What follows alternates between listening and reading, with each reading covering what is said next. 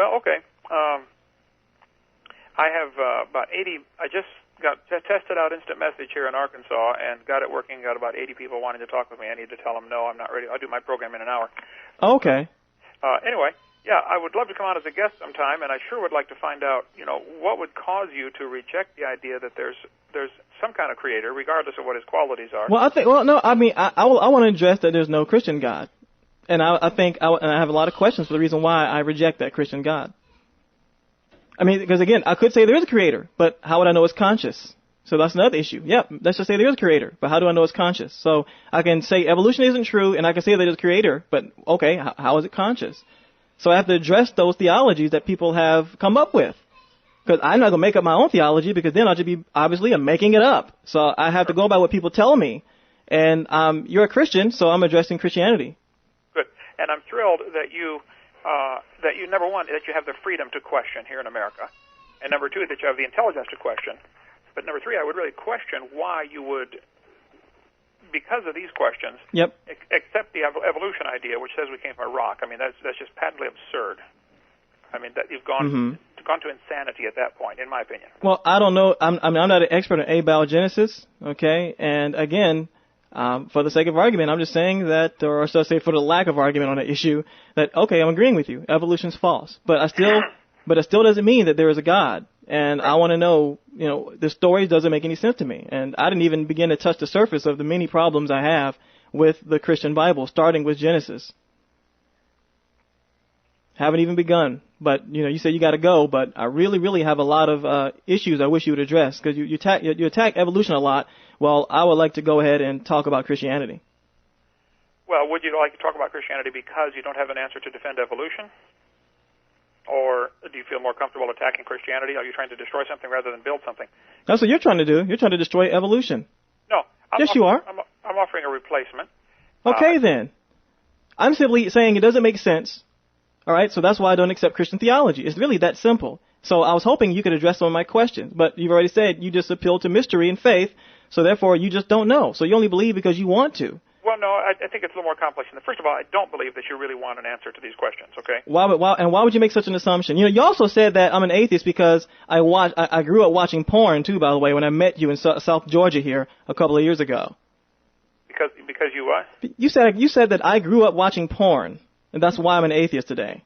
You said that it's probably 3.5 years now. It was in South Georgia here at a small church. You debated Matt and a evolutionary biologist, a college professor here. Yeah, I do too many to remember any of that. But you said that, and I don't know where that came from. Well, I really don't know. The Bible says very clearly in 2 Peter chapter 3 that the reason people scoff at the creation and the flood is not because they have a scientific reason, but because of their lust. So it's always lust. It's always some kind of sexual deviancy away from what God would want. God's clear plan of one man, one woman, one lifetime. It's always either pornography or adultery, or I've never seen an exception to that. That's why I asked you, because if 2 Peter says that's what it's. Wait a minute. The Christian industry the porn industry would collapse if it weren't for Christians buying porn. So I find that very odd. There are plenty of people who grow up watching porn and still become Christians. So I don't understand your point. Well, you're probably right, but that's not an answer. That's an excuse. What do you mean? Now, first of all, just like any other child, of course I've been exposed to things like that. I think many people are. No matter what environment you're raised in, you're going to be exposed to those things because, well, they exist. But I don't understand, isn't that a red herring? Where are you getting that from? Well, it's apparent you're not answering the question. So are you saying that's not why you've accepted evolution? You really, you don't have I haven't accepted Christianity because the stories don't make any sense. Period. Regardless of whether or not evolution is true or not. Because, again, there are plenty of Christians who accept evolution perfectly fine. So that's not even really the issue. The issue is that Christianity makes zero sense. If God wanted me to know that he existed, don't you think, wouldn't I know it? Doesn't God know what sufficient evidence to provide me? Obviously, your ministry doesn't convince me. Ministers don't convince me. And God would know this before I was even created. It appears that if a God exists, that I am here to go to hell. That doesn't sound like a loving God. And you claim that God is loving. I don't see the love if he exists. Or that doesn't sound like a smart decision on your part. Doesn't sound like a smart God, actually. Okay, well, that's a decision you got to make. I'll be on the air at Dr. Dino Live on my program, Dr. Dino, in 1 hour. Like I said, I'm here having Christmas with in-laws, and I got a house full of people here. But We're just testing out instant messaging, and guys could call in. So, all right. Well, we are going to get you converted before it's over. I think you told me that 3.5 years ago too. I'm gonna keep trying. I don't give up. Really? But the only way you can do that is not by trying to disprove evolution, Kent Hovind. You have to prove to me that Christianity is true. Well, sometimes you got to clear out the rubble before you can build a new building. So doesn't matter. You keep missing the point. All right. Clearing out the rubble. All right. All right. Bye. He keeps missing the point. He just keeps missing the point. Gosh, that's so sad, in my opinion. There are plenty of evolutionists. There are plenty of creationists. Let me back up. Plenty of Christians. He got me upset now. There are plenty of Christians that accept evolution. So he can't keep saying that the reason why I don't believe in God is because I believe in evolution. You can't do that. That's false. That's completely false. And he didn't like that. And he would not answer my questions. And forget it.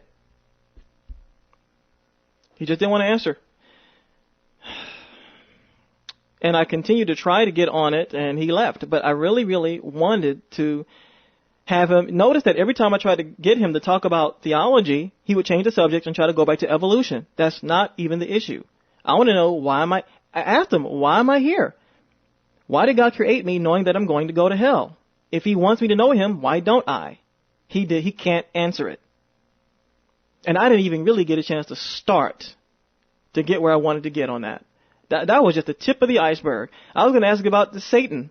Why was even the serpent in the garden? Why was the serpent there? Why would God even allow such a being inside a perfect place when Satan himself, allegedly, Christians think that the serpent and Satan are one and the same. I don't agree theologically, but they believe that. So why would God allow Satan, this demon that just fell from heaven, back in the damn garden? It doesn't make any sense at all. And I could have continued on about the tree of life and knowledge. Why the hell were they there in the first place? He can't say to test man because God is all knowing. So he would have known that if he put those trees there, that man would eventually eat of that fruit. Because that is the nature he created them. He created them with the nature of inquisitiveness, of disobedience. He created them with that. It's called free will, right? Doesn't want to address it. He did not want to even address it. And I think he said, because I can't answer the questions about evolution, that I'm going to say there is no God. And I'm like, what are you talking about? I mean, you're the one that can't address my questions theologically. So therefore, you're just going to attack evolution. How are you any different, even if that were true? Even if that were true. And I think Kent Hovind knows that that is his weak point. It's so obvious that is his weak point. And that is what he believes. Absolutely. So how come he couldn't defend his position? Saying that it's just faith is not going to cut it.